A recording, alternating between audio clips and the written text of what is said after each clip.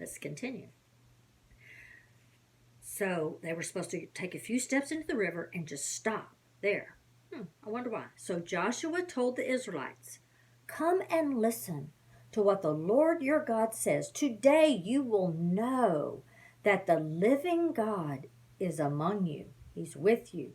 He will surely drive out all of your enemies from the land ahead of you. Now look, the Ark of the Covenant, which belongs to the Lord of the whole earth, will lead you across the Jordan River." Now, don't you imagine they were thinking, how's that going to happen? "The priest will carry the Ark of the Lord of all the earth. As soon as their feet touch the water, the river, the flow of that river will be cut off upstream, and the river will stand up like a wall." That's amazing. Well, so the people left their camp to cross the Jordan, and the priests who were carrying the Ark of the Covenant, they did go ahead of them.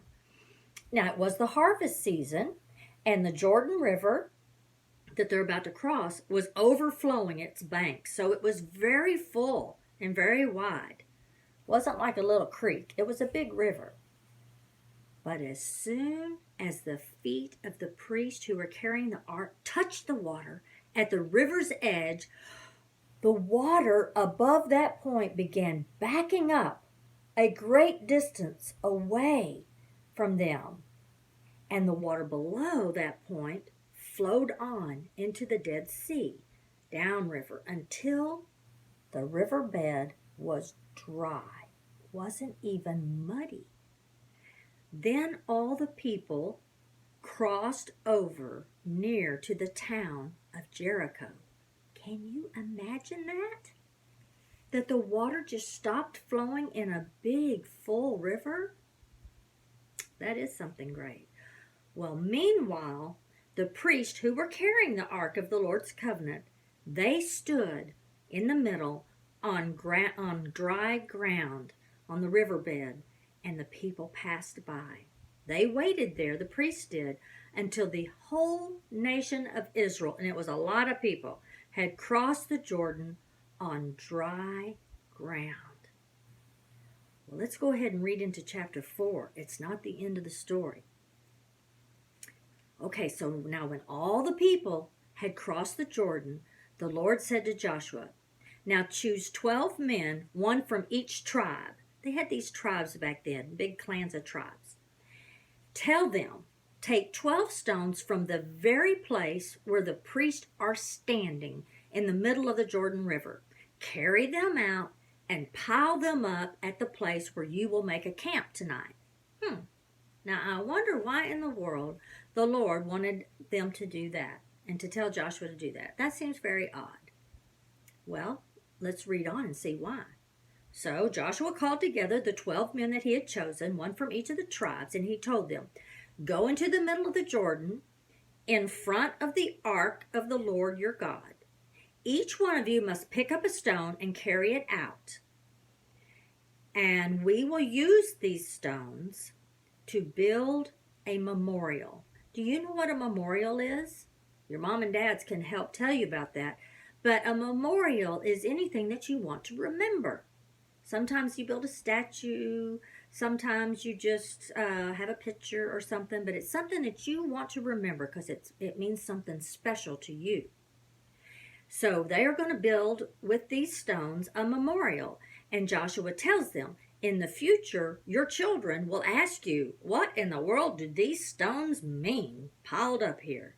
And then you can tell them, "They remind us that the Jordan River stopped flowing when the Ark of the Lord's Covenant went across.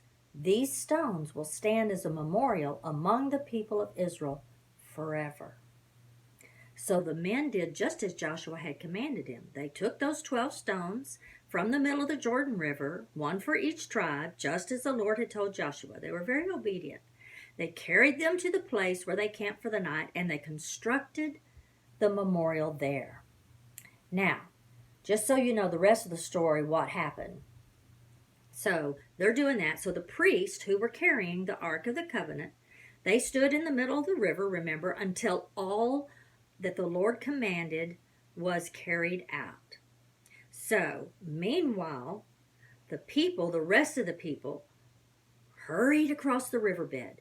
And when everyone was safely on the other side, the priest crossed over, came on out, with the ark of the Lord as the people watched. The Lord said to Joshua, "Command the priest carrying the ark of the covenant to come up out of the riverbed, to come on out." So Joshua gave that command, and as soon as the priest carrying the ark of the Lord's covenant came up out of the riverbed, and as soon as their feet were on high ground, up high, the waters of the Jordan returned and overflowed its banks as before. So the river was just standing there waiting until they were all finished and all through, and then it came flooding and rushing back.